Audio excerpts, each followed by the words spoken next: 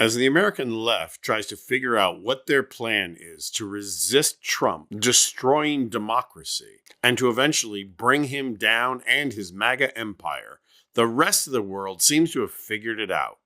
Call out the right wing and their inappropriate behavior whenever and wherever it occurs, and whoever is responsible.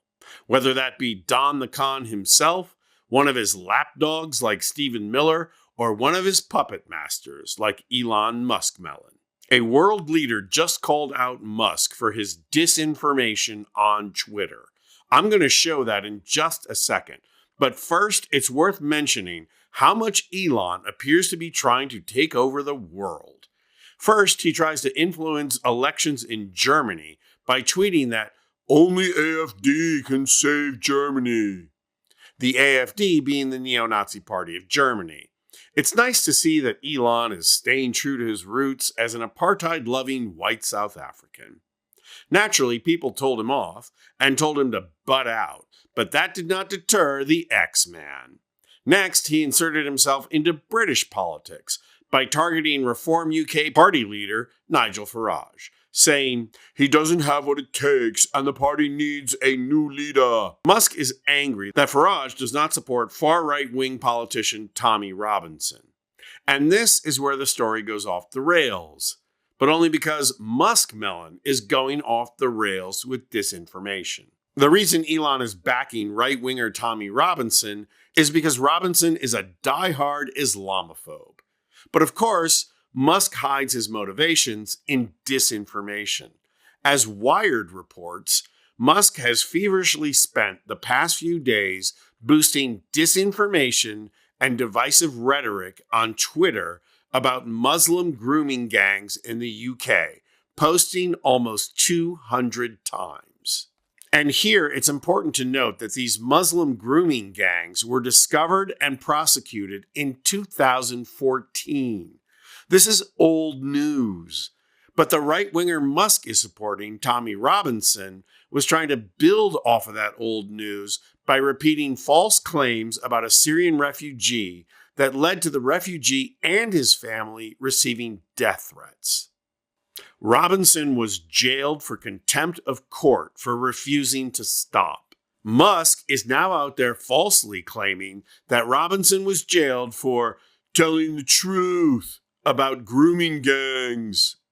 Wired is reporting that Musk is also pushing the narrative that organized child sex abuse is carried out almost exclusively by Muslim men, when a 2020 UK government study found that this was not the case. Well, British Prime Minister Keir Starmer has had enough. Watch him take to the air to slam Elon Musk. Child sexual exploitation is utterly sickening, utterly sickening. And for many, many years, too many victims have been completely let down by perverse ideas about community relations, or by the idea that institutions must be protected above all else. And they've not been listened to and they've not been heard. And when I was chief prosecutor for 5 years, I tackled that head on because I could see what was happening. And that's why I reopened cases that had been closed and supposedly finished. I brought the first major prosecution of an Asian grooming gang. In the particular case, it was in Rochdale, but it was the first of its kind. There were many that then followed that format.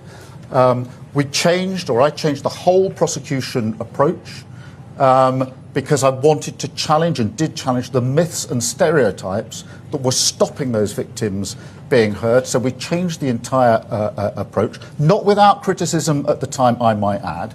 And when I left office, we had the highest number of child sexual abuse cases being prosecuted on record. Now, that record is not secret. As a public servant, it's there for all of you or everybody to see. I also called for mandatory reporting of child sexual abuse. I called for that a decade ago. The Tories did nothing about that for those 10 long years, including when the J report came out nearly 3 years ago now. Central plank, mandatory reporting, still hasn't been done. We're going to do it. But let's just to bring it in closer, and I will answer you on Jess Phillips in particular, because those that are spreading lies and misinformation as far and as wide as possible, they're not interested in victims. They're interested in themselves. Those who are cheerleading Tommy Robinson, not interested in justice. They're supporting a man who went to prison for nearly collapsing a grooming case, a gang grooming case. These are people who are trying to get some kind of vicarious thrill from street violence that people like Tommy Robinson promote. And those attacking Jess Phillips, who I'm proud to call a colleague and a friend, not protecting victims. Jess Phillips has done 1,000 times more than they've even dreamt about when it comes to protecting victims of sexual abuse throughout her entire career. And so just as I took on the criminal justice system and the institutions when I was chief prosecutor, I'm prepared to call out this for what it is. We've seen this playbook many times, whipping up of intimidation and threats of violence, hoping that the media will amplify it. Now, Jess Phillips does not need me or anybody else to speak on her behalf. But when the poison of the far right leads to serious threats to Jess Phillips and others, then in my book, a line has been crossed. I enjoy the cut and thrust of politics, the robust debate that we must have, but that's got to be based on facts. Starmer's takedown here is classic. Not only does he correct the record, but he reminds everyone that this is not an isolated incident. It's a pattern of behavior for the right wing. And not only that, Starmer makes clear that disinformation is not the end goal here. Violence is. People like Trump and Musk don't say these things to get attention.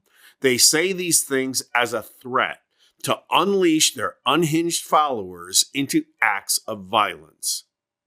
After the fact, they get to walk away and claim they don't have any responsibility.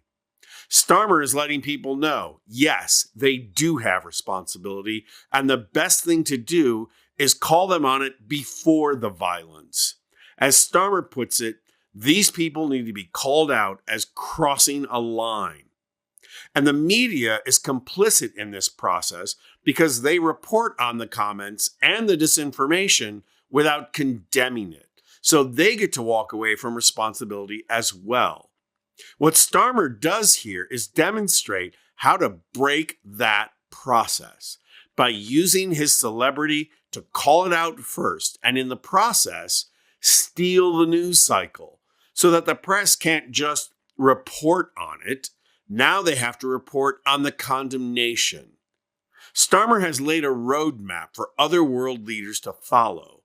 We just have to hope that Democratic leaders in the U.S. follow the map. I'm Anthony Vincent Gallo for Occupy Democrats.